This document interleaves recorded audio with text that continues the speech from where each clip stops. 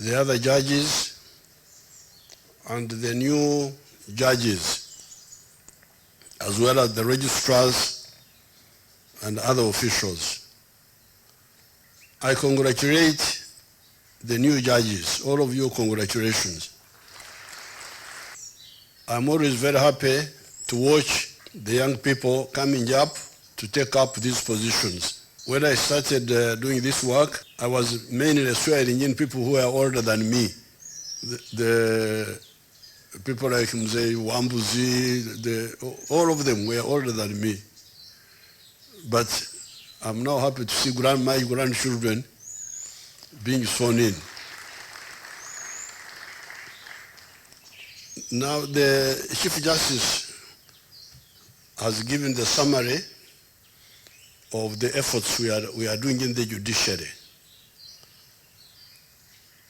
The target is to get enough manpower to cover the geography of the country so that somebody does not have to go and look for justice from very far. However, what I've been explaining to everybody is that really whatever the government does depends on the economy.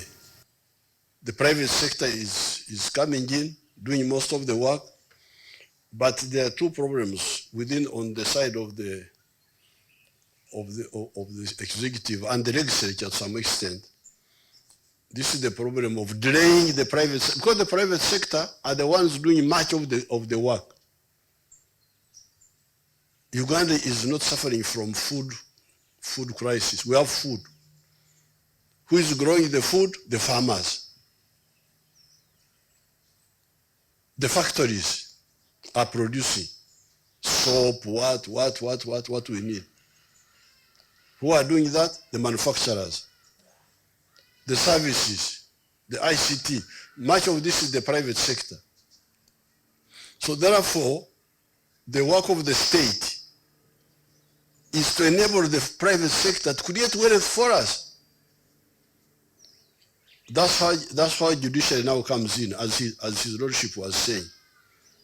The land disputes, the commercial courts help the private sector to do their work, to build the country better. But on the side of the executive and the judiciary and the legislature, there is the problem of delaying the private sector, bureaucratic, but also corruption, taking bribes, doing that, delaying the private sector. This is the war we are going to wage. I'm glad on the side of the judiciary, you have made it clear that you will not tolerate corruption. If we do that, the judiciary does it, the executive eliminates this corruption wherever it is, among the civil servants, and also the political class, and the legislature, because sometimes those committees of parliament also have their own problems, then your country is going to gallop. It's going to develop very fast. Because really the private sector is flooding in, they are coming, you can see them here, all of them, Ugandans, Indians, Chinese, Middle Eastern people, the Arabs, they are all coming. So I would want us that we apart from our specialized areas of legal and all that, but it's good to have a global viewpoint of the economy and the society and the recovery, which I talked about, the growth and the transformation. Your Excellency, I stand here first and foremost to hail you for strengthening the judiciary of Uganda by giving us 11 well-deserving manpower. The new judges who have taken oath. This brings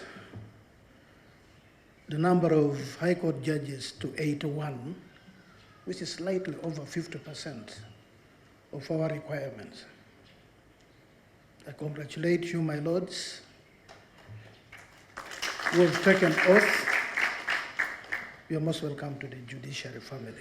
We have the new High Court operational in Tororo, in Iganga, in Luero, in Hoima, and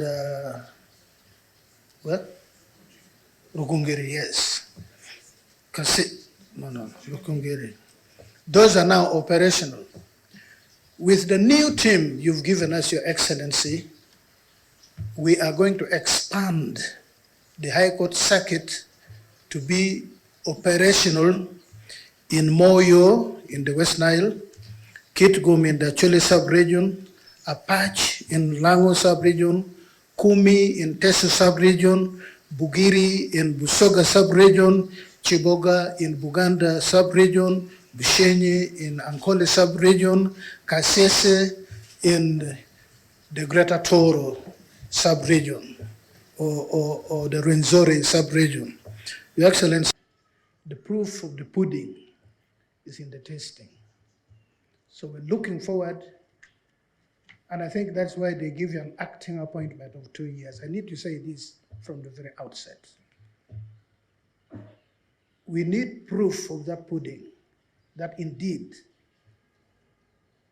you're coming to take oath here today was entirely on merit, nothing else but on merit.